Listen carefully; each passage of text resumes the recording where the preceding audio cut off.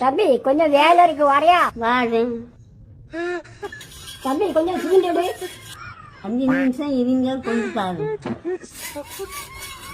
பையன் என்ன கேமா விளையாடிட்டு இருக்கான்? டேய், நீ வேலைக்கு வந்தியா இல்ல வேதனைக்கு வந்தியான்னு? நான் வீட்டுக்கு போறேன், நீங்க வேற ஆளை பாருங்க.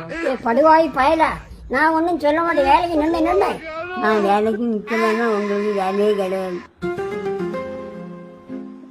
வீட்டுக்காரன் வரேன், சீக்கிரம் வேலையை பாரு. தம்பி, சித்தார் சம்பளம் எவ்வளவு, கொத்தனார் சம்பளம் எவ்வளவு? அண்ணே எனக்கு 1200. அண்ணன் எனக்கு 2500.